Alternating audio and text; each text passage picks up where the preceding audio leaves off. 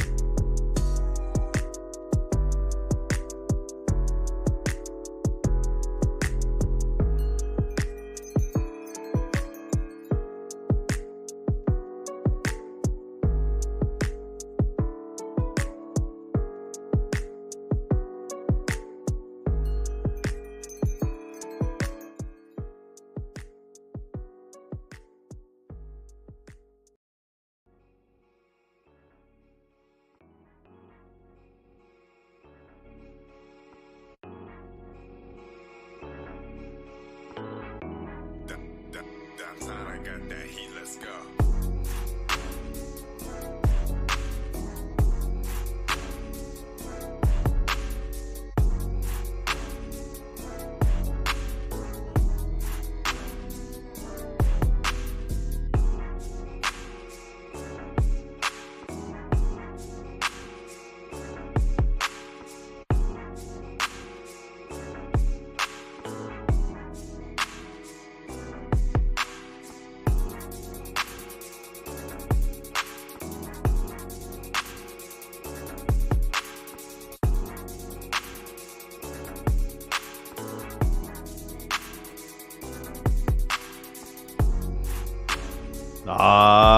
Yeah.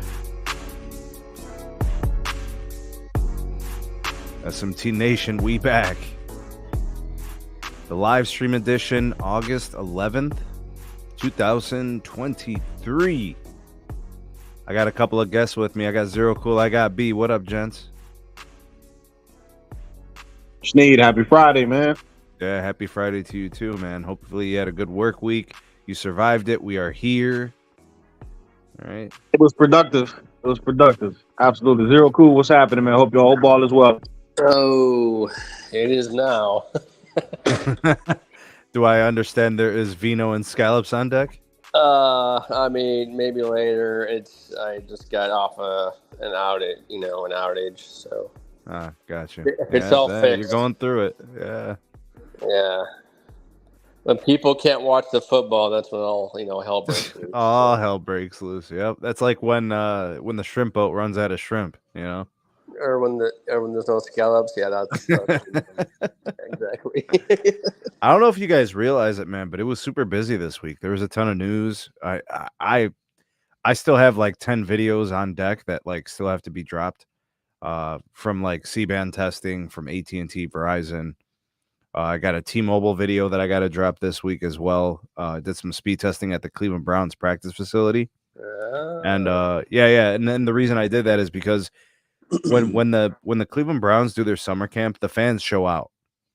So what they do is the practice facility is actually in Berea, which is right next to the airport.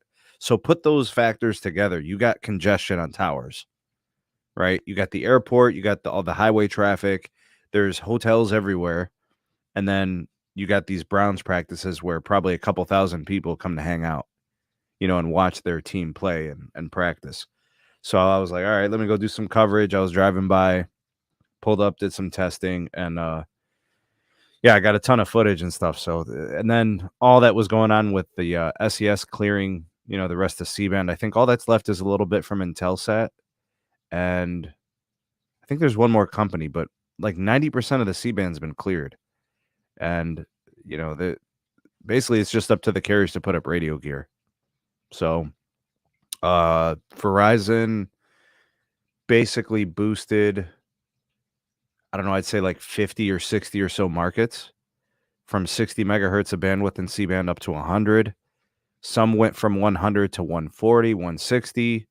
I got word that LA got boosted, Vegas, Cleveland went from 60 to 100, so did Columbus. I mean, there's a ton of stuff going on. So it was a busy week. And then some T-Mobile news as well, Spectrum Authority, with the FCC, that's a thing. There's some requests going through there that might help T-Mobile potentially. Root Metrics dropped their State of the Union of the networks. A lot of stuff, man. We're going to discuss it here tonight. Let's quickly say hello to some of the fine folks of the nation. Max Tech Studios is here. What up, Anthony? MS is in the house, member, as well as Rage and Dusty. South Joe is here as well. Appreciate you guys. Hashtag members. We got Blind G Tech in the house. We got Sam, Magic Mike West. MS holding it down as well. Thank you for coming through tonight. S Blue Tech is here. I see B, who's reporting from LA, saying they got 140 megahertz. I thought LA would have more than that.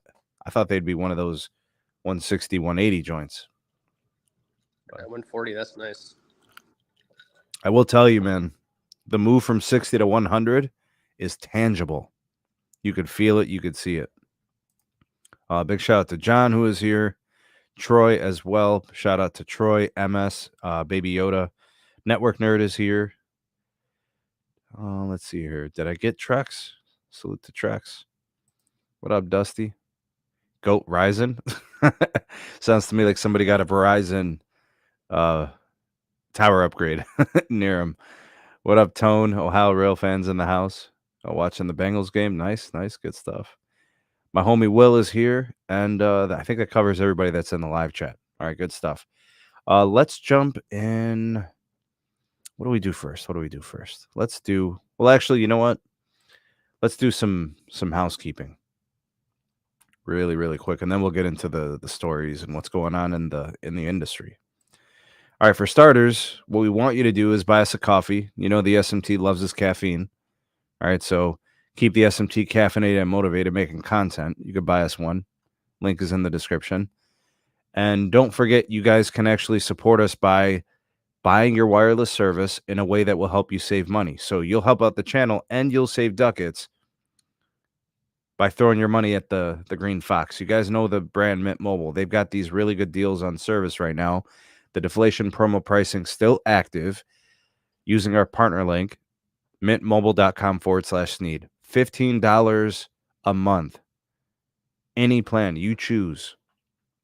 So, you really can't beat that pricing. I don't know where you're going to get a better deal than that. They'll ship you a SIM really quickly. You can activate on eSIM. It's easy to switch. They got great customer care and a really nice app interface and stuff. So check them out. And I think that's it. We'll start with the first story for today. All right, so I caught wind of this. What the hell was I watching, man? I think I was watching CNBC or something. And Disney is doing price hikes across all of their products and services, like literally everything.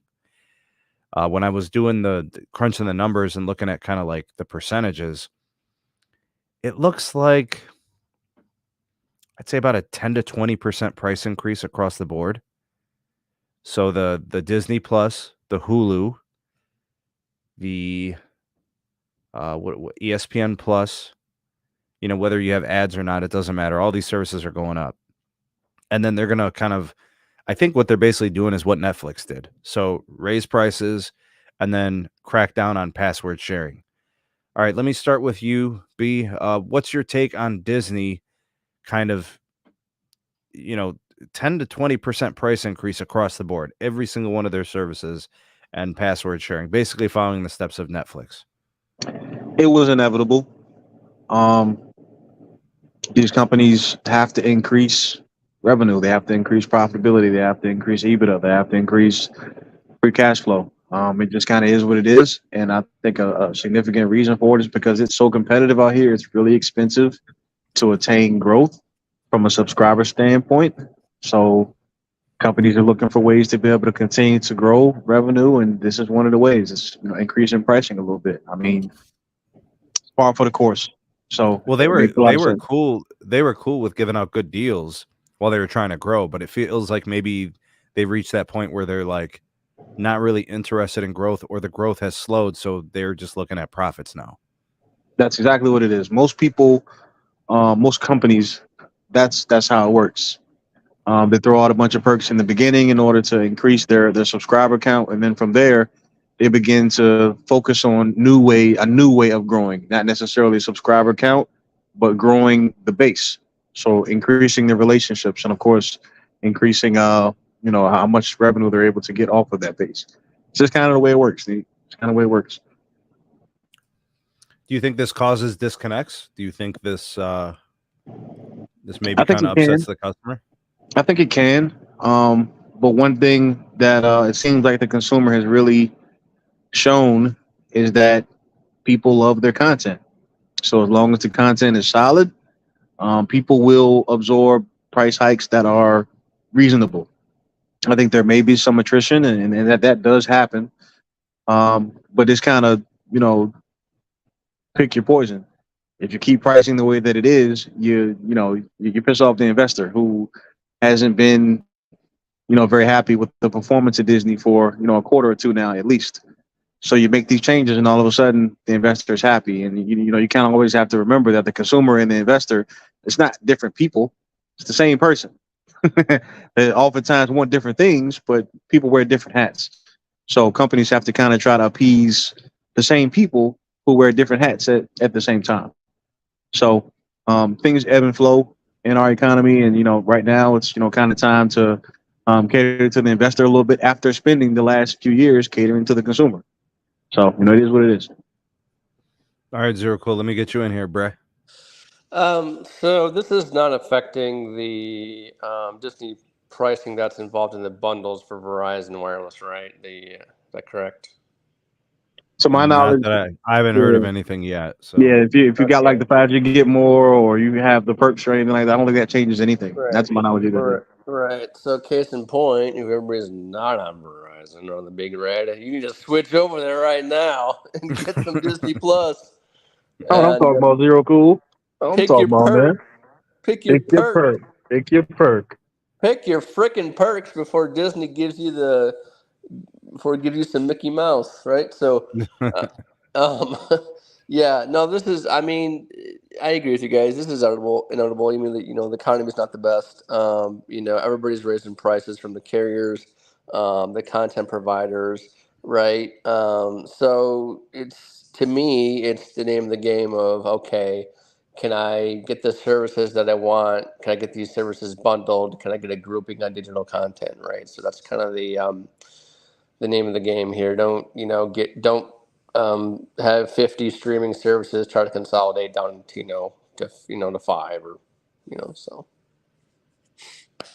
there most definitely are people that have a handful of streaming services that are probably going to look at this and say, which ones do I really need? Right. 3 of them just raised pricing in the last 6 months. Yeah. So Do I let need the me choose Mandalorian? 4 out of the 5 or 3 out of the 5. Yeah, Mandalorian or whatever that Nick Fury one is that sucks. Actually, it's terrible. Yeah. And I think people will start looking at the value from the carriers and say, hey, T-Mobile, give me Netflix. Mm-hmm. Maybe I'm going to hold on to this HBO Max with this AT&T Unlimited Elite. Maybe it's worth paying the extra $2 on the line. The password sharing is interesting. So it's basically what it is the Netflix situation kind of became the case study, right? So they kind of phased out the allowing of the password sharing, from different households and different locations. So they locked that down, and Disney's going to kind of do the same in hopes that probably whoever's been password sharing, okay, I like Disney Plus. Let me just go ahead and, they're locking me out now. Let me just go ahead and pay for the service. That's basically what it boils down to, and it worked out for Netflix. Their revenue soared. There was a little bit of disconnect, but then people came back. They evaluated the other streaming service and said, Netflix is the move. So I don't know. We'll see. And that's why I asked B, do you think people are going to disconnect? I mean, it's almost like it's not the end of the world. Like they'll disconnect, but they might come back. If they really want the content, especially if you got kids that watch Disney, if your kid gets used to watching certain series, I mean, if I tell Yasmin, like, you can't have this show or that show, dude, she'll be pissed. She'll sell your house. Yeah, bro. She posted it on eBay already, dog. I'm going to have to get her to take down that listing, Must restore Disney. Yeah. Yeah, so that's it's an interesting development with respect to the password sharing. But it seems to be an industry-wide problem. But I think all the services are probably eventually all going to kind of move the same way, I mean, they allowed password sharing throughout the entire pandemic. It's not like it was a 6-month thing and then they got rid of it. We're talking about years of people kind of skating the system. Yeah, I mean, families were basically saying, "Hey, I pay for this service. Here's my password. You pay for whatever you're going to get and share it with me." Yeah. It's not really sustainable. Not good for the business, I'll tell you that much. Right. Yeah, and I mean it's not good for the worker either. It's not good for the actors and the people who support all these films. You got people who are currently on strike and whatnot. That's revenue. So for people to be, you kind of got to put your money where your mouth is when it comes to supporting workers' rights and supporting equal pay and fair pay and all that kind of stuff. The money's got to come from somewhere.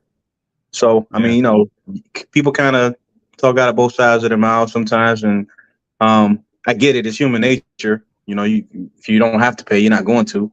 But I mean, those things are kind of starting to dry up because it's time to appease the investor now. After years of kind of appeasing the consumer, it's the investor's turn. So things ebb and flow. Yes, sir. All right, let's pivot. Let's get to some Dish news. All right, Dish is reordering their wireless retail biz. Dano is reporting. Randall Jr. All right. Dish confirmed that it's closing some of the offices in its wireless retail businesses. Plans to bring that work into the Denver HQ. Okay, so guys, I'll be honest with you. It says the complete position relocations are expected by October 9th, 2023. So Overland Park, Kansas, Roseland, New Jersey, Costa Mesa, California, all those workers are being told that they must move to Denver by October 9th, 2023. I want to talk about this. The reason I want to talk about this is basically a Charlie special. What Charlie is doing with this, and you guys can agree or disagree, this is what I think he's doing. He's trying to get people to quit. Do you know how hard it is to get people to move from Kansas to Denver, from New Jersey to Denver, from Costa Mesa, California to Denver? Bro, they weren't hired in Denver. They didn't move away from Denver like the folks did at AT&T, right? When they started working remotely, and they ended up moving away from Dallas and Arlington or whatever. This is not that. He's trying to get people to quit. I don't know how many employees there are at these locations, but he's probably looking to slice and dice about 5,000 jobs. Oh, yeah. If not maybe 10,000. I don't know how many employees they have within those locations. But the Dish business, like TV business, is like a fish out of water, dude. They lose like 500,000 pay TV subscribers every quarter. That business is just horrible. They've got assets that they got to start, dumping money into the network for building out their wireless network, their 5G network. That's a mess with respect to retail. They may be, I'm not even joking, Dish operationally might be the worst company in the country. I don't understand. Like, this is the craziest thing right here. The only thing Charlie Ergen does effectively is make sure that he is the majority shareholder of all of his businesses, so he can say and do whatever the hell he wants. That is the only thing that is properly executed. His greed. Yeah. This is crazy. I mean, he just doesn't even give a damn anymore. All right, jump in here, Zero Cool. Oh man. This has got to be the story of the night. Okay, just to provide some context. Okay, so for the wireless side, all the engineering, the RAN RF,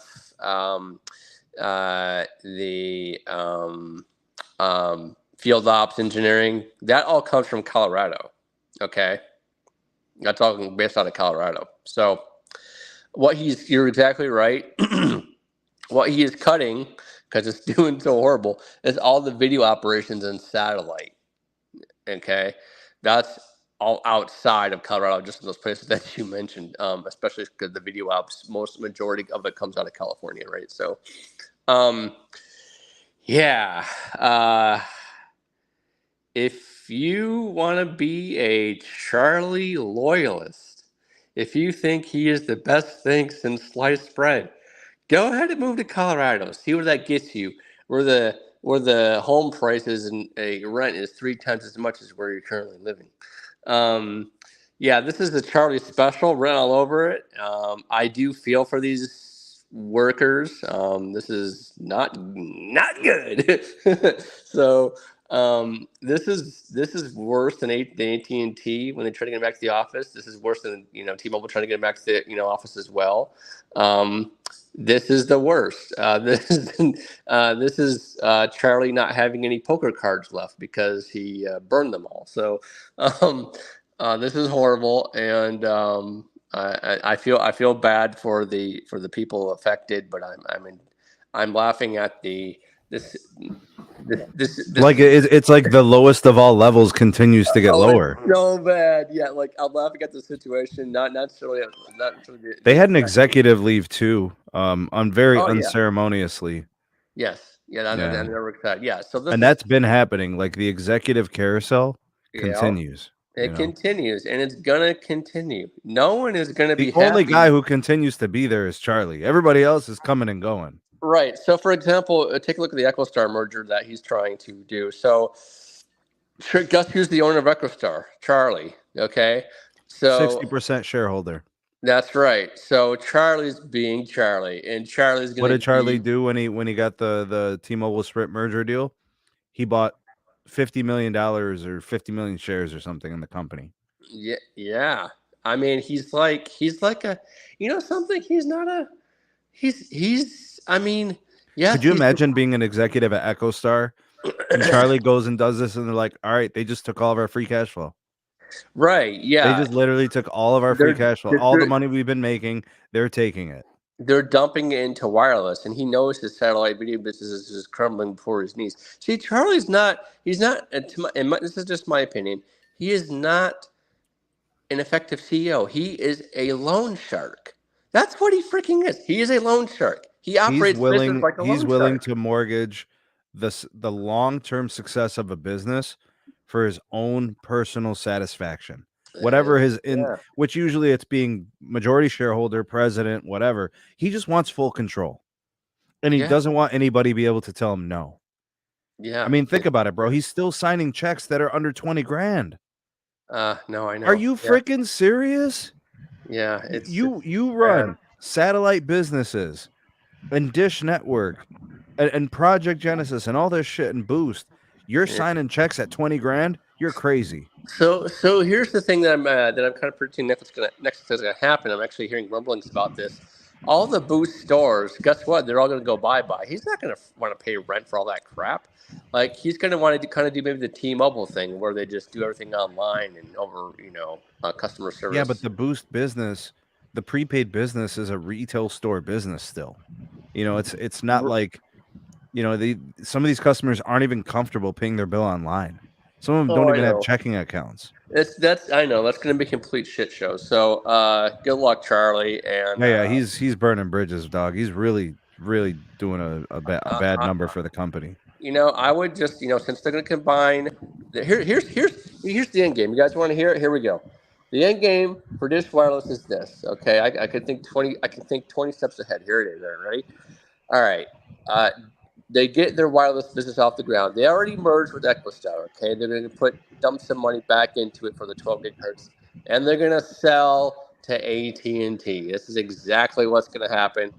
Charlie's eventually probably going to get out of the game and get out rich to serve his own benefit. To me, he'll probably buy some casinos or something, but I don't see them lasting long. I hope they don't. To pull this kind of crap. Think about all the videos, all the people in video that have worked so hard in the satellite business, have worked so hard years and years and years. He's letting it erode. He's letting it erode worse than like a T1 line. It's bad. So, B, let me get you in here. So it's not like Charlie and Dish have a whole lot of levers to pull that would make people say, "Oh, that was a smart move." He's kind of, grabbing at straws at this point. There's not a whole lot he can do. Like you guys have already said, I mean, he's got the TV, the pay TV business, which is, a dumpster fire. It's not unique because pay TV across the industry is a dumpster fire, so he doesn't really have a reliable source of sustainable revenue at this time, which is why he just kind of sold his soul to Amazon just to get some subscribers, just to get some subscribers onto the network. He doesn't really have a whole lot of levers to pull. That's not to give an excuse for what was, obviously unfortunate as far as what he decided to do, trying to force people to go to, Denver, which essentially, trying to, lay people off or shrink the payroll without laying people off, which is of course a PR nightmare. But it's just unfortunate, man. This is the fourth carrier. This is the carrier that T-Mobile convinced the United States government would be able to, that they would be able to serve the American people, in a way that's viable. And that's the part that gets under my skin the most. Everything that happens with Dish, everything that happens with Charlie Ergen, it was enabled by John Laguerre and Eugene. So everything that happens, that's a part of. They knew that he was a failure, Yeah, but they allowed it to happen. So to me, the problem isn't that he's a failure necessarily. It's he was always going to fail the industry. He was going to fail the consumer. It was always going to be about what are the ways in which he can prosper, litigate, play games and manipulate and control. Everything look, he got caught up in that whole AWS thing. He got fined millions of dollars and he lost the spectrum worth billions. Yet and still, because he chooses to play. Yet and still, John Laguerre marched himself onto Capitol Hill and convinced the American people's elected officials that it was a good idea to trust Charlie Ergen to be the fourth carrier. So to me, everything that he's doing, all of that is attached to John Laguerre and Eugene's T-Mobile legacy. And what did they do? What did they do as soon as that was consummated? What happened? T-Mobile immediately screwed Dish with the Spectrum stuff. Immediately screwed Dish. So it's not like they've had a lot of options to try to, compete for customers in a way that makes sense. They've been trying they don't know how to run a business. They can't do activations. They're getting hacked. They got portal issues. They got port issues. I'm hearing stuff all the time, bro. That place is on fire. Very true. Every other week. Porting is horrible. Porting is horrible with Dish. Very true.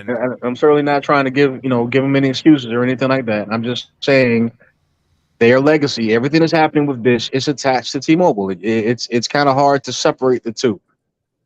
T-Mobile's the one that birthed Dish into being that fourth carrier, and obviously it's not working. It was always going to be a failure, always. Well, I don't agree with that. It could have been well, but Dish had a rough start. I mean, I remember back when T-Mobile was doing like sending out text messages to boost subscribers, about switching over to Metro, upgrading their phone, and like doing special promos that were targeted at like boost. Okay, that was T-Mobile being sneaky on the sly. Yeah, as usual.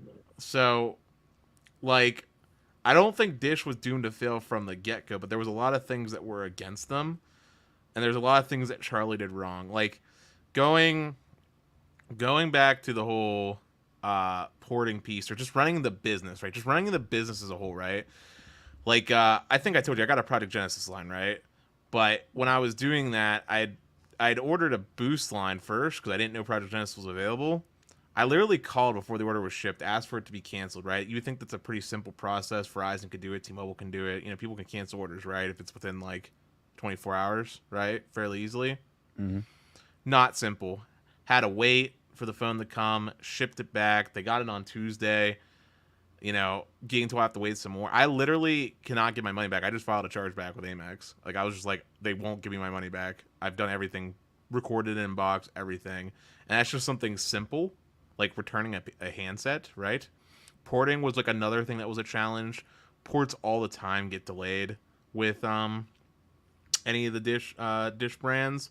And if you were someone that I've heard stories from people. If you were someone that was on Boost Prepaid and moved to say Dish proper, like on the AT&T side, they have problems managing the two systems with your account. So if you ever want to port out, it'll show up as your phone number not being active, because when you ping it, it'll hit the wrong SPID.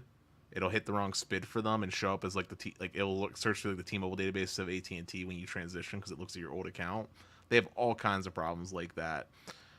Staffing, execs leaving all the time. It's hard. I want them to do well though. I'm hoping they do well though, but there's a lot of things that are going on that are questionable decision making, including the whole acquisition of what's that satellite provider, Sneed, that they're trying to acquire? Merger with EchoStar. Yeah, merger with EchoStar. Like, that seems like an interesting choice of all things, especially when they're cash strapped right now and need to focus on the deadline for deploying their network. Well, that's what I think the move is about. It's about getting access to EchoStar's free cash flow and balance sheet, so they can they can get a better rate on a loan. Right now, I think Dish's credit rating has them getting loans at 12%. Bro, do you know how bad that is? Hi, my name is Charlie, and I like being Charlie. I'm not really sure what the standard market interest rate is now, so no, I don't. Probably 5.5%. Yeah, it's like 5.5 to 6. It ain't 12. Charlie's getting 12% on Dish. So if he puts out senior notes, if he puts out if he's trying to generate cash, investors are looking at him like, why? Like, I heard he flew over to the Middle East, bro, and he was talking to the Haboobs, and he got nothing. Because what are you going to put it up against? You're going to put it up against your Spectrum? What are you going to do? That's the only thing good he has is that. Yeah, you have a dying TV business. Yep. That's why he has to be the majority shareholder of everything he's involved with, so he can do shit like this. If I'm at EchoStar right now, I'm pissed. I'm like, this dude's what the hell? He's gonna take EchoStar under. The first thing that Deutsche Telekom secured when the merger happened was getting majority share from SoftBank. You know what I'm saying? That was like rule number 1 in merger and acquisition,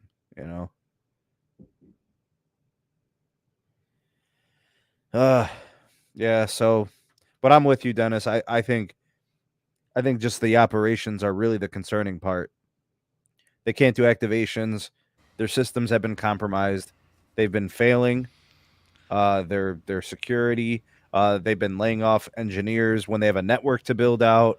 I mean, They did you don't hear have much about their retail biller? presence. Yeah, Did it's you? all wrong. It's all No, bad. but no. But like about the part where if you're on Project Genesis, I found out if your card fails for some reason, right, your line just instantly gets shut off and they can't reactivate you. And here's the beautiful thing: they have no way for you to access your bill online. You have to call. You just have to call. I've dealt with Project Genesis customer support probably 3-4 times.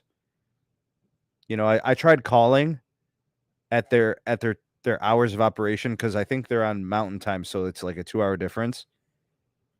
I called for like 30 minutes at the time they said they'd be open, and nobody responded. Nobody answered the call. Yeah, dude, it's crazy. So Josh gave me the Project Genesis line, and I got someone pretty quickly. But if you dial 611, it goes the boost now. I don't know if you tried dialing 611, but it goes the boost. I really don't want to do anything with them. I really don't.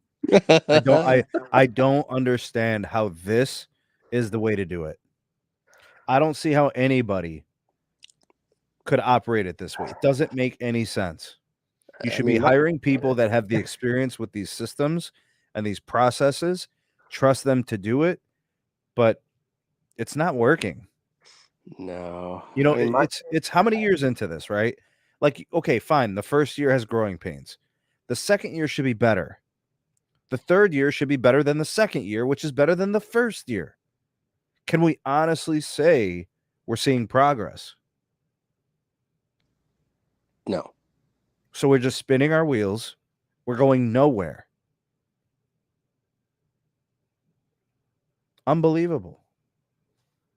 And all we have to show for it is a merger with EchoStar? The hell? Speculation of possibly them buying US Cellular? I mean, what does that do for us?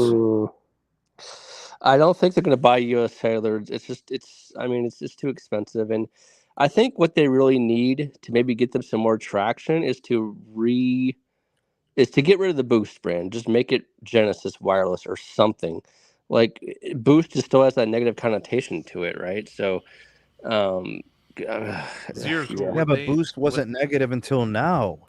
I'm going to disagree with that. No, Boost prior to the merger was just like any other prepaid brand. It wasn't better. It wasn't worse. It was pretty stinking bad. Their 3G network on Sprint was the worst. Okay, fine. The network wasn't great, but the business was running. The business was running. You could go into a store, pay your bill. You could buy service. You can get a phone deal.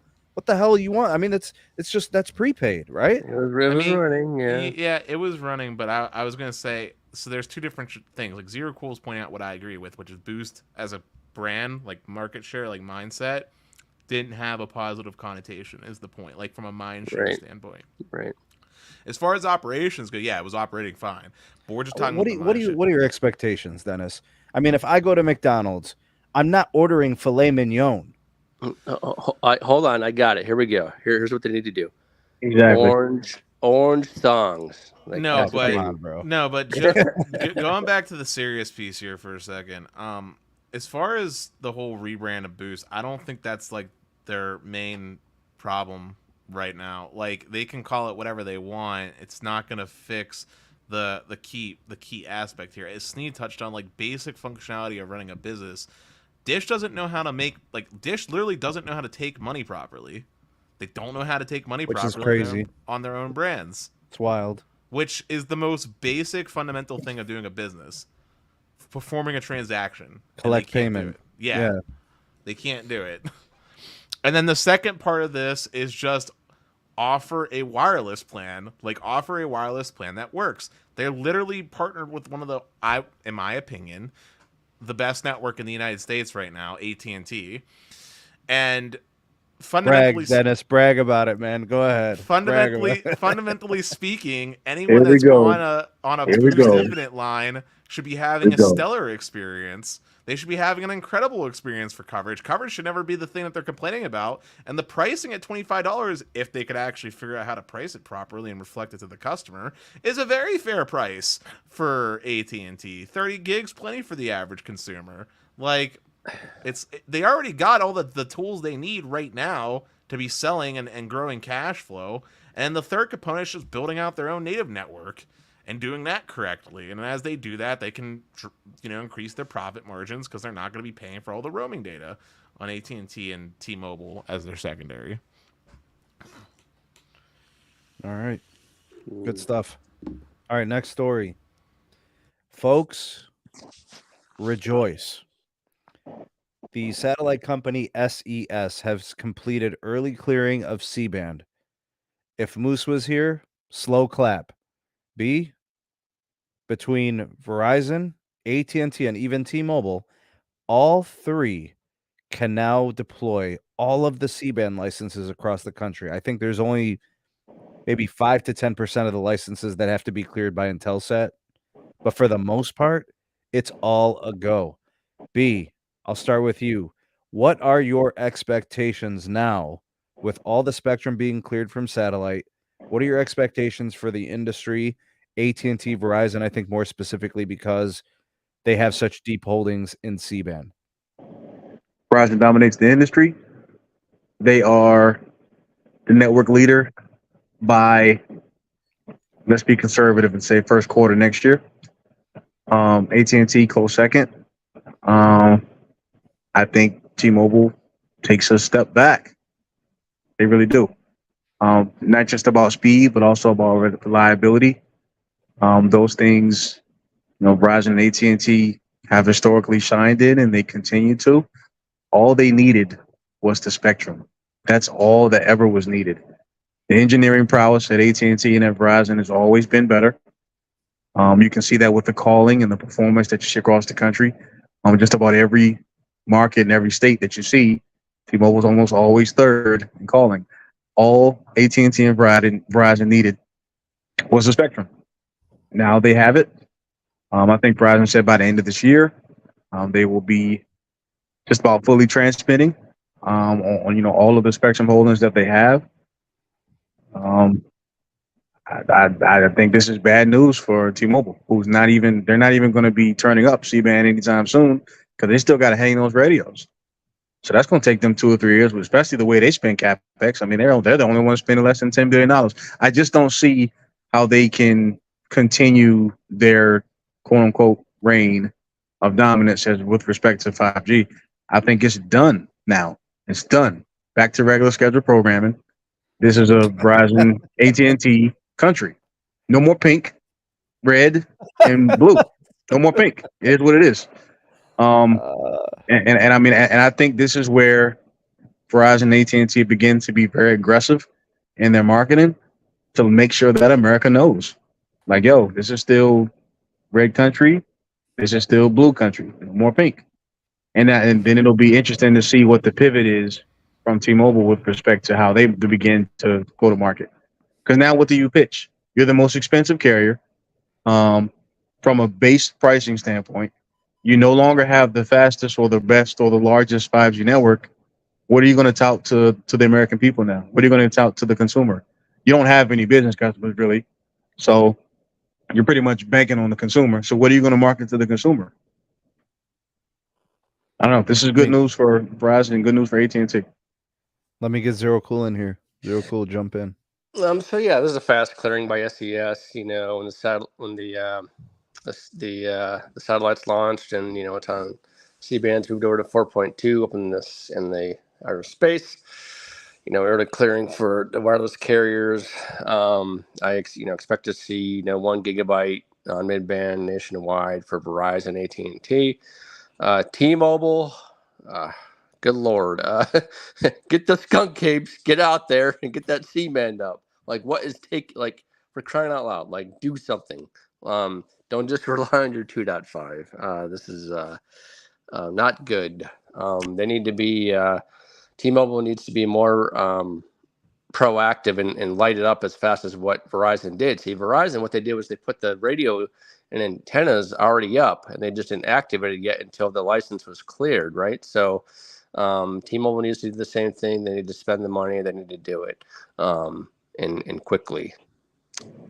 Where's that money going to come from, Zero Cool? What do you think? How do you go from Charlie Ergen? Where else? I don't freaking know. I mean, like, how do you go from $8-9 billion in capex to, on a regular year, Verizon's at 17 billion.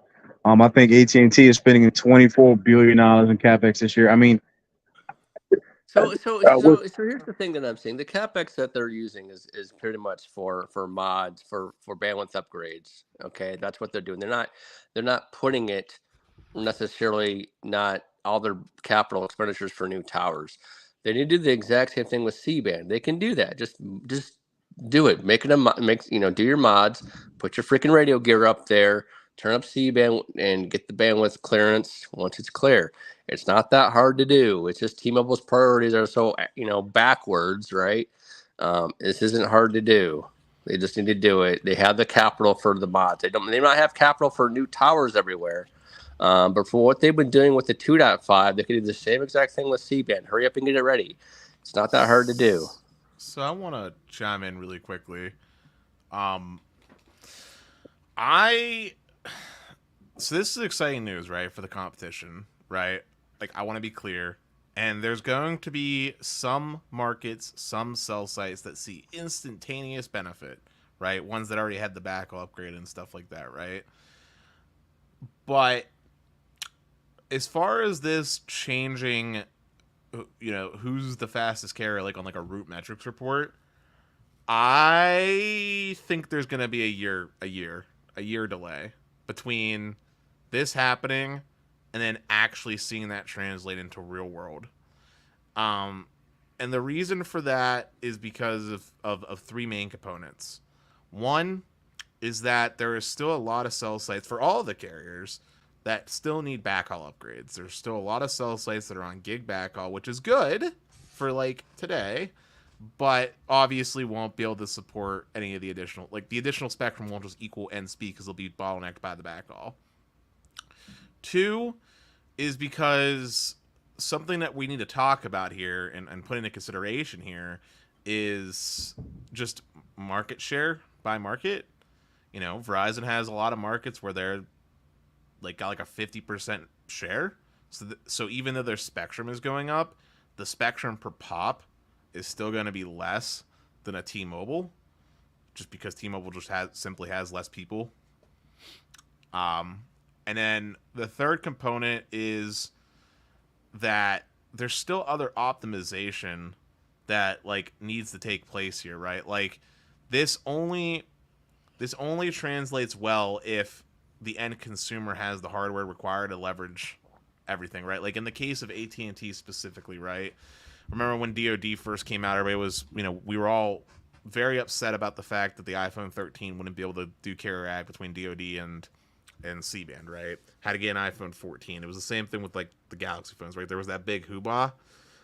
Well, same deal when it comes to being able to carrier aggregate all these different sub 6 gigahertz, standalone bands, right? Standalone 100 megahertz. That's how large you can make a channel on standalone.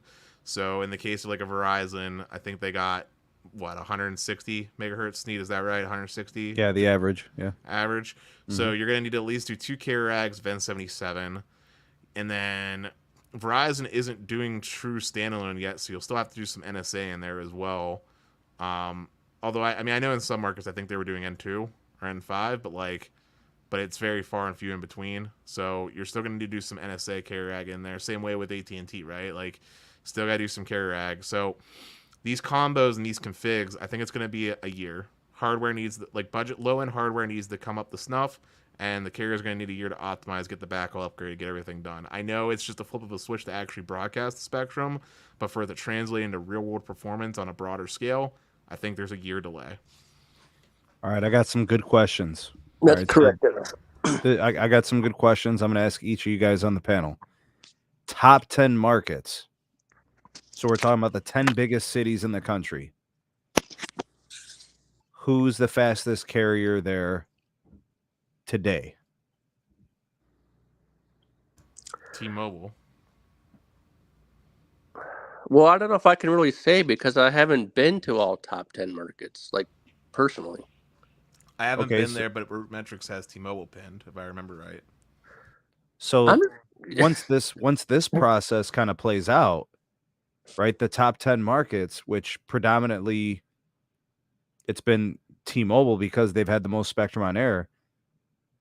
Well, now Verizon's 140, 160 in terms of bandwidth on C-band. AT&T's 120, right? They're 80 C-band, 40 DoD.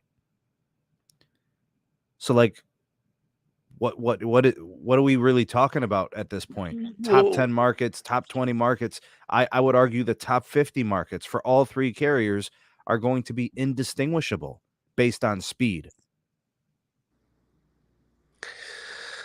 It's going to be really close, right? I mean, like I said before, you're looking at a gigabyte mid-band for all three carriers in the near term here, as long as the 2.5 gets action off from the FCC.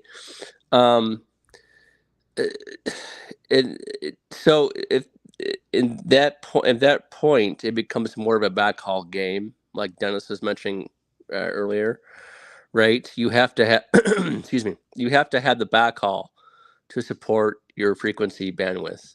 Okay, that's without question.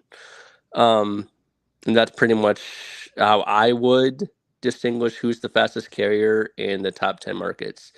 When you're looking at a huge market, okay, let's take LA for example.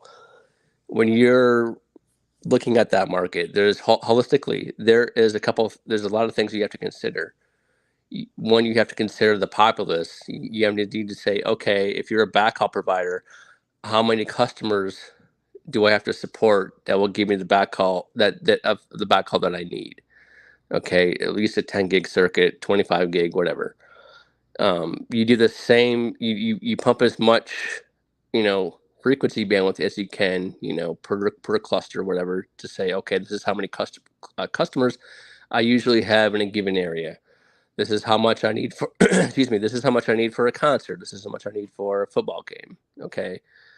So there's a lot of variables that go on in a big city versus like a small city. So, but the key thing that you really need is you need density, you need backhaul, you need bandwidth, frequency bandwidth. Okay. So, as far as the top, that's pretty much, we have the density, we have the frequency bandwidth. Now we kind of just need, in my opinion, the backhaul providers to support the frequency bandwidth, and as well as the cell site density. If you have, let's say, if you have 5 towers that have great, backhaul bandwidth, and you have another 5 towers, to the east side of the town that don't have that, well, that's a problem. Especially if you have a huge populace in that area, right? So it's really a numbers game, and you really have to make sure those things are sound to be in a top 10 market. I mean, I got Verizon averaging 600 megabits in the CLE today. Right. Yeah. I mean, I'm running speed tests all over the place. Now that they've got the bandwidth upgraded from 60 to 100 megahertz, there's still 40 megahertz to go, and they have CBRS that's not on the NR side yet. Exactly right. And so all these sites have 10 gig fiber, except the one set I find that's on freaking microwave, which I don't even know why it's on microwave, because MCI fiber is around that area. I just think they haven't ran the fiber there yet. And honestly, like, possible, you've got macro grids that are mile tower spacing, right? 1 mile. Mm-hmm. And then you've got small cells, and you have neighborhoods in the cities with millimeter wave.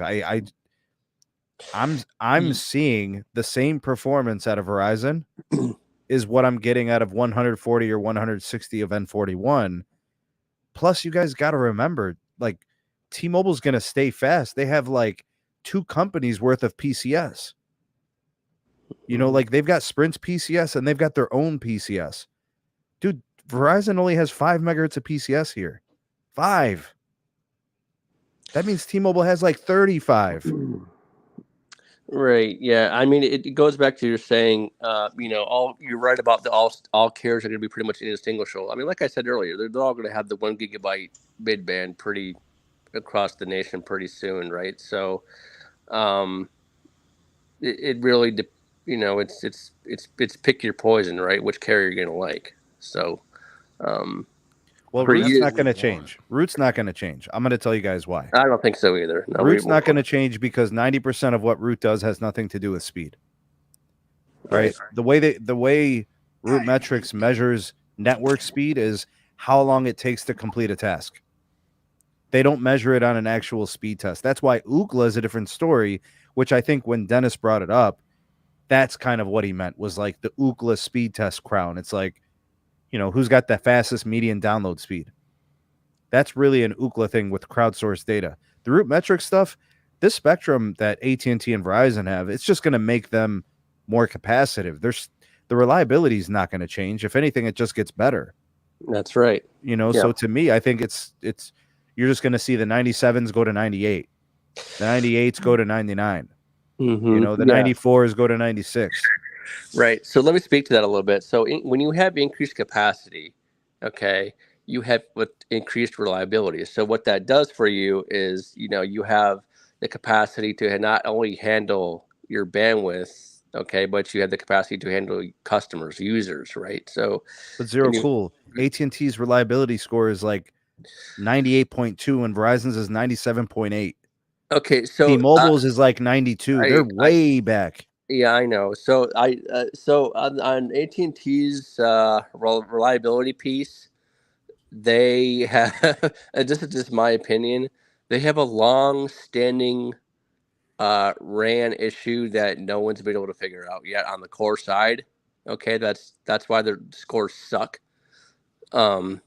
I'm sorry. Was it their accessibility? No, I'm sorry. It was their the accessibility issue. Accessibility, yes. Yeah. Accessibility. And that makes sense. You mentioned the network core, right? Correct. Yeah. So basically, it's the amount of time for your phone to complete a call from the core to the all the way back, right? So, yeah, they have a. I mean, I think I know why. Because if you think about AT&T's core, they're not just really supporting just wireless. They're supporting their backbone. They're supporting all the internet traffic that goes through it. Like I'm talking about interconnects from T-Mobile and Verizon. It all goes back to Randall, right? So they need to fix that problem. I think I think they're capable of doing it. They have the the technology to do that. They need to I know they're looking at it. They just haven't figured out the problem yet. It's kind of like how T-Mobile is calling yet. They haven't figured out the problem until Vonar will come about, right? So they need. Well, they got Vonar in 100 markets active. So do those 100 markets have improved calling? No. T-Mobile? No. Is there any proof or evidence of this? Because Root Metrics still has T-Mobile calling as a problem. Yeah, they still suck. Trash. Yeah, I mean, So I know we want to be objective and we want to talk about the improvements on all three carriers, but can we just admit that there will be a difference between the three carriers as far as performance? Well, yeah, I mean, sure. There will be a difference. The objective evaluation is you look at the performance metrics and you still see calling problems on T-Mobile. You want to know what it is? It's better engineering, and I'll tell you why. So basically, it's better engineering. So when I was at Verizon, to get the VoLTE metrics right, but we weren't having drop calls, we weren't having one-way audio issues, we weren't having translation issues, when we weren't having handoff issues. Okay, there was a lot of but the data reliability is not that bad. Like I'm looking at the data performances, and it's pretty good. What I'm saying is, it took us 3 years to get that right. Okay, 3 years to get VoLTE what it is today. AT&T's problem with accessibility and T-Mobile's problem with calling, they need to fix that. It takes it and let me tell you, when I was on T-Mobile, I was on engineering calls every freaking week. I was like I was working with these guys were not smart. Okay, but I was not. Did it feel like Groundhog Day with Bill Murray? Yeah, because I tell you why, because I really wasn't in a position to to tell Nokia and Ericsson saying, oh, okay, try this parameter, that parameter. I really wasn't versus Verizon, where you kind of have a little bit more control, right? We had more control with that, right? So yeah, but zero cool. So let's talk about calling for a second, right? Sure. Calling. So you were talking about how more spectrum equals better everything. not true, Well, right? no, Like, but like I'm calling. saying what it does. The more spectrum allows for basically it. What I'm saying, it allows for more, bandwidth on the tower, which that's more reliability. When Yeah, all but your more bandwidth doesn't equal more reliability, right? And you touched on this when you talked about T-Mobile's calling, for example. In the Now, case of calling, I don't think it it does. T-Mobile's calling sucks. now in the case of, let me just finish this thought, It, guys, and then I it, it promise you does can equal interject. more reliability, because the reason why that is because it makes sure that your sectors aren't overloaded. If you Yeah, have but that's not a problem if your sectors aren't overloaded, right? Like, let me just finish this thought real quick, please. So, T-Mobile's calling, right? T-Mobile's calling issue, or the fact that Verizon and AT&T's calling is so reliable, has been more of a question about low band, right? Those two have more low band frequency, and that's where all their calling traffic goes over, right? T-Mobile didn't get low band until like 2016 with their 600 megahertz acquisition, right? Like they had band 12, but it was only 5 megahertz, and from a propagation standpoint and power standpoint, it wasn't that good. 600 megahertz is when their coverage actually improved. We saw some very big improvements for calling, right? But the things that didn't change are tower placement and tower density. Like if we look at the spacing, right, of a typical like macro grid for most markets for a Verizon or AT&T, urban towers are probably spaced approximately 2 miles apart. Suburban, maybe about 4 miles apart, and then rural, it's like very bad, but it's like 6, 7, right? But in those circumstances, both AT&T and Verizon, with their specific low band holdings, are able to just power those babies to the moon. And their antenna placement is also in advantageous positions on these co-located sites. T-Mobile, on the other hand, due to limitations of the LT area with the guard bands and the whole interference piece with Dish and Dish interfering with T-Mobile, vice versa, they have to be very conservative and can only really broadcast, or really only usable like 3.5 megahertz of the 5 they want to broadcast for like the calling, right? Like they're very restricted. That potentially will change when true standalone happens, potentially. But for right now, like that's been like their limitation. Yeah, but density is only one part of the T-Mobile. problem to fix the calling, Dennis. It's not just, you don't just have to have density. There's a lot of stuff besides density that you need to fix calling issues. Yeah, there's T-Mobile's routing of the calling. traffic, there's the rate centers, there's the actual switch, I know there's a lot of stuff. It's A more lot of complicated. stuff. It's more complicated, I know, but I'm just saying like T-Mobile's biggest problem at the end of the day, it really goes back to those big two. Density and the actual spectrum that they have to play around with when it comes to calling, right? Like if you T-Mobile's calling is a threat to national security. if you were to turn off band 12 and band 71 on your device and force the call to happen over band 2, as long as you're not moving around too much, the call quality is going to be really good, right? It's going to be real good. And But it's a in the cell same phone, way, man. if you want to prove this point, make a call over Edge. Edge's still around. It's still around for God knows what reason. But an Edge call, while it might not be super HD, clear enough. It's not falling. It's very clear, right? And that uses old PCS spectrum for them. It's only a very sliver of a channel now on the guard bands, but it works just fine, right? It just didn't propagate well.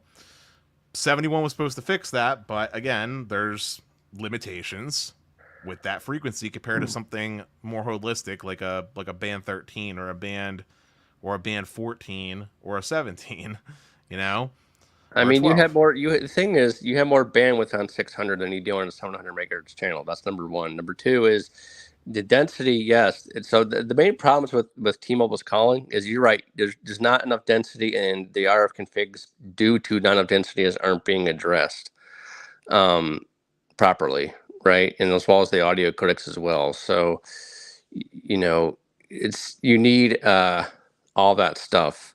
So there's a lot to it. Yeah. The main problem, yes, it is density. I mean, there's just a lot to it, right? So, but I'm hoping T-Mobile will get their build done effectively. But again, that's all based on capital. So it's a whole mess. Bro, Hey, T-Mobile's call quality is a threat to national security. That's all I'm gonna say. But on a different note, in terms of AT&T's accessibility question, that's just a routing thing. Yeah, it's a core routing thing. You're right. They can yeah. fix that. They need to put their minds together and do it. Yeah, I mean, standalone, assuming they do it right, we'll fix that. I agree. Also, RFK, you're talking real big in the comments, but you always run away like a little bitch every time I come anywhere. So, hey, hold on. I'm gonna do the clap in Verizon. I'm gonna do the moose clap. So, all right, Verizon's taking over. That's it. The T-Mobile lead has officially ended. Yeah, in Vegas, in Nevada, bro. Yeah, I'm seeing it in Cleveland, but not everywhere, Los. I'm seeing it in multiple places. What are you talking about? I was in LA earlier, bro. Los, LA was beautiful, bro. LA, yes. I know. LA has 160 megahertz. I already know, or 140, whatever. Bro, but that's not going to be the case everywhere. It's going to be a situation where, like, the top 50, yes, you can make that argument. By the end of the year, maybe the next 20 or 30 markets. Maybe by the end of Q1 next year. Maybe it's the top 100 markets. But I think it's going to take most of 2024 to match N41 to N77 in terms of just the number of sites that are upgraded. That's the way I'm looking at it from a technical standpoint. Now, speed-wise in those markets, I agree with you. I think a lot of markets you're going to basically see, like Zero Cool was saying, gigabit speed in basically all three networks. I mean, there are no AT&T sites that I'm seeing that have 10 gig fiber, and they're still doing 600-700 megabits. Bro, I'm just not going to stick my neck out, Los, and say, it's over today national. I'm saying maybe top 50 markets. I think we could all agree here that the carrier that is going to do it best, we're talking about RF to RAN to backhaul, is Verizon. Can we agree on that? I mean, that's all I was trying to say. I mean, of course. Of course, Dennis disagrees, but the rest of us agree. Can we agree on that, Dennis? You said the carrier that's going to do Open RAN the best is Verizon? I didn't say Open RAN. I said, let's just say the carrier that's going to do everything the best is Verizon. Yeah, no, I don't agree with that. Oh my God! Oh, really, Dennis? Really? Well, hold on a second. In Dennis's defense, Root Metrics backs him up. Only because Verizon's not finished building. Come on, guys. That's fine, B, but he's got a precedent. He's basically saying they've been the best. I'm riding with 1 year. That was 2022. 1 year. Why? That's the most recent year. Why when I use AT&T to upload, it takes 30 minutes and then it crashes still with 100 uploads? You can't give me your subjective anecdotals and consider that to be national, though. I know it's not national, but I tried it in LA today too, and it happened the same thing. Well, it was 25 minutes and it crashed in LA. So hold on, Dennis. You think AT&T? Let me look this straight. You think AT&T is better than Verizon nationally? Is that what you're saying? Oh my gosh! Do you not look at Root Metrics reports? I did. Well, so the Root report has like Verizon at 97.8 and AT&T at 98.2. That was the 2022 national score. Okay, that's fine. And I think the reason for that is basically Verizon. AT&T having a more modern network across more of the U.S. Verizon has won the Root Metrics like 9 times out of 10. But that's the metro level, sir. No, it's not. The national Yes, level. it is. No. Yes, it is. That's the metros. Verizon consistently wins the most metros, but the states have been going to AT&T mostly. I'm talking about nationally. Exactly. States are national. If you count the number of states, that's how you can evaluate national. Isn't there a That's going to change very soon, and we all know it. I understand, but I don't blame Dennis for saying I'm rolling with the company that has been showing the most recent, performance of excellence. I mean, 1.5 years doesn't erase a decade plus. It doesn't. It does not erase a decade plus. I can't use service from a decade ago. I use what's today. No, come on. Most of America lives in the very metros that Verizon won like 97% of. You know what, guys? A decade ago. Dennis. You were. I came on here to say Verizon has improved, and they're doing great with the 160 megahertz, 140. I gotta Sure. go because I'm gonna go listen to Delilah now. That's more entertaining. I'm out. Peace.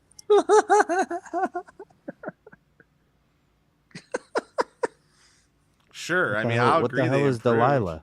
It's a song. Oh. Hey there, Delilah. Something, something, something, something. I forget. I don't know the lyrics, but anyway. Look, we could talk about how Verizon's improved. We could talk about how T-Mobile's improved. We could talk about how AT&T's improved. Your question, Zero Cool, was, do I think Verizon's the best nationally? And my answer is no.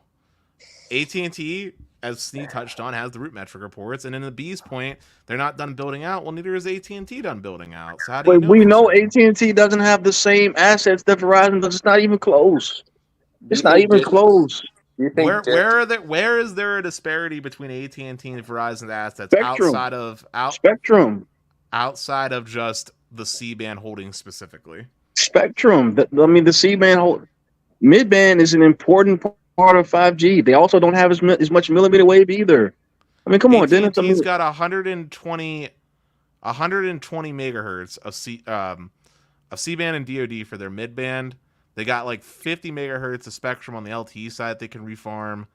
They got plenty of millimeter wave, like generally speaking, a gigahertz plus across the country in all markets, which is plenty of millimeter wave.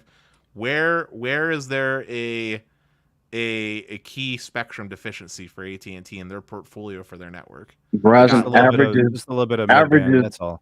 They average 161. I give up. It is what it is. I think only listen, Dennis. If I'm finding a weakness in AT&T's 5G game, they're about 40 megahertz deficient compared to their competitors with respect to mid-band 5G. What they can make it up on is density and backhaul, right, with their attention to fiber and those types of things. But we don't really see that they have better density necessarily than either or when it comes to the other two carriers. We see basically it's like the same, right? So I apologize. Go ahead, I apologize. I don't know. I'm just looking at Verizon as having more tools that I think is probably going to manifest itself in a way that's going to make it a difference. Like the CBRS, like AT&T doesn't have any. Verizon does. That's a layer. Sure, that's a redundancy capacity layer.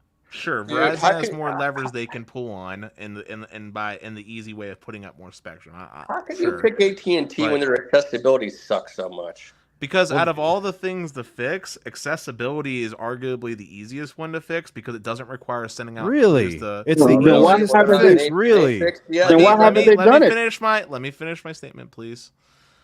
Out of all the things to correct, accessibility is arguably the easiest one to correct because it doesn't require actually sending out crews to sites. This is all just a routing and like this can be done at like your headquarters office. Like this is just all routing and of traffic and specifically how you're doing it within your network core, which is already being worked on anyway for 5G standalone. So yeah, accessibility is bad, but if AT&T wanted to say turn it around and partner up with some other primary telco for routing all their traffic through, they could, and they could just rely on their core if they wanted to. But they've outsourced their core. So I mean, like, if they're gonna fix accessibility, what are they waiting on? It's the 2023 is gonna be over like tomorrow. What are they waiting on, Dennis? What are they waiting on? I mean, my guess is that they're waiting on true 5G standalone. They're trying to figure that out. Once that happens, is probably when accessibility gets fixed, right? Yeah, that's true because your routing has actually changed, going from the path of the core, right? So, let me ask you a question, Dennis. Do you think Dish's native network is better than Verizon's? No. Okay, at least there's some. RF believes there could be an issue with outdated cell site routers. Yeah, that could. That could happen. I mean, you would think that there would be all up to date, but yeah, like when they went over to like the FirstNet upgrades, right? I mean, that was what 4 or 5 years ago. You'd like to think that they did some upgrades there in the with the baseband and the routers. They're supposed to change out their digital units when they do any type of a good engineering team would change out their digital units when they do the radio and antenna upgrades. That's what Verizon does. You know, especially especially when you're doing like uh, CRAN. Okay, especially you need that for CRAN to for new routers and stuff. So it depends. I don't know. I don't know how good they are, but that could be an issue as well. So it could be an issue as well as far as the across the core. Do they have old antiquated crap going across there? That could be. They could be waiting to get their 5G core going, and then maybe they'll upgrade the routers at that point. I could see that happening. That could be why the accessibility piece is happening. That could be a huge factor. So remember too that AT&T is managing multiple cores as well, because they got one dedicated for the DoD, or not DoD. They have one dedicated for like FirstNet, right? That they're doing for government, and they also got like their consumer core. So they got like two separate cores going on too. That they're probably going to try to merge whenever standalone comes around. Verizon hasn't lit up their standalone core yet either, and they still have a better accessibility than AT&T and T-Mobile. Sure. So sure. I mean, I don't see any evidence that leads me to believe that's going to change. And I know that they have a spectrum advantage over AT&T. Yeah, but B, if we were talking, let's rewind the clock for a second, right? Let's turn back the clock. You're talking about spectrum advantage, right? Turn the clock back like 6 years, right? If we were having a conversation and we were saying, who do you think is going to be the best, AT&T or Verizon in the future? Would you have said AT&T because they had more LTE spectrum alone? No, but yeah, exactly. You would have said no. But that's the only thing, one though. Part of the component. It's only one piece. You're right, but Verizon's never had a spectrum advantage over AT&T. Yet they've destroyed them in LTE. So that's what I'm saying. Now that they do have a spectrum advantage, they still have the same engineering prowess, but now they have a spectrum advantage, and you still AT&T is going to beat them with what data? Because they won in 2022. I mean, congratulations, but that doesn't erase an entire decade worth of data points. I can't see how anyone can say in good faith and good conscience that that's the case when, I mean, you said it yourself, AT&T's always had more spectrum than Verizon. Why haven't they won? It's because they haven't had the engineering prowess that they've shown. They haven't had the spectrum density, that they haven't had the cell site density and whatnot. I mean, it hasn't been there. So you're right. Engineering is a huge part of it. I mean, it's more than what you guys think. I mean, and the reason why I say this is because so when you're optimizing a site, right, you have a good at least over 100 R parameters that you can put in. If you screw up like 1, 2, or 3, that's going to really screw up your network, your cluster grid, right? If you're trying to manage 20 to 40 towers, right? So it does play a factor in it. So, but everything you guys are saying isn't coming to if we look at who's had the most massive glow up, right, out of the carriers, right, like one that is just truly incredible, it's been AT&T. Oh my God! AT&T went from being the carrier that everyone thought didn't even want to be in wireless anymore to having a modernized network with a consistent experience. Hold on. People still think that. People still say that. What do you mean? People still say that. Hold on. I gotta say something, dog. First of all, the GOAT in 5G is T-Mobile, so just stop it. All right. Oh my God! Don't do that. Sneed, do not do that tonight. Listen. This is blasphemous. All right. Ookla says speed matters the most, right? T-Mobile tells us speed matters the most. You're right, Sneed. T-Mobile is the best. I'm sorry. I'm wrong. Yeah, they got the best 5G network. That's right, bro. You better be, sincere about that. Right? I mean, I got my main lines on T-Mobile, so obviously I'm sincere. Listen, they're calling it shit, but god damn it, the network's fast. All right. I mean, let's just all agree that we can all be content. At least I can. On 1 gigabyte mid-band with all 3 carriers, right? Can we? I mean, Dennis, can't you be happy with that? I just said there was a comment what I said where I was like, it's good that all the carriers are going to be basically even Stevens. Yes, all the carriers are able to do 1 gig. Yes. Guys, let's celebrate that. That is true. Verizon does have the most reliable 5G. Facts. Let's celebrate that. That's a great feeling. I mean, I was when Yeah, Dennis. AT&T has to work harder. Yes, that's right. Rob. Okay, for Tell him. highlighting comments, Dennis is kind of right, especially with the FirstNet contract. Dennis, stop highlighting comments. You're the busy one with that it right highlighted now. those first too, man. Yeah, because this is my show. All right, this is what I do. Listen, I love you guys. Look, you guys can believe in Verizon all you want, but I'm open about my biases, right? I don't hide them.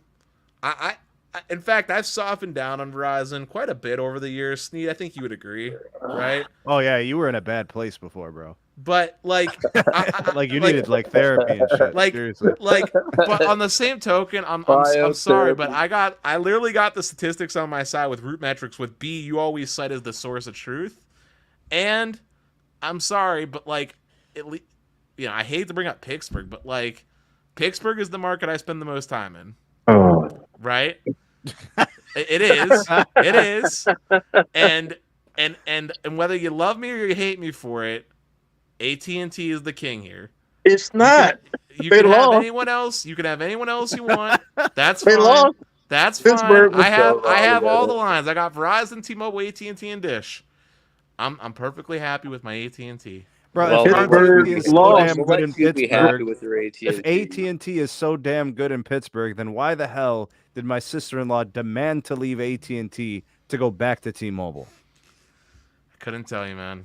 They lost Pittsburgh. Verizon won Pittsburgh most recently. Stop the madness. Can we not? Can we just? Can we just? Can we just all have a woosah moment? I will. The best thing about everything that's been going on lately, you know what the best thing that is that happened? Verizon wasn't slow here, so them going from 60 to 100 megahertz didn't really change anybody's life here. They could probably put more fixed wireless access subscribers. They can do that. But really the difference maker was C-band for AT&T, and I'm going to tell you why.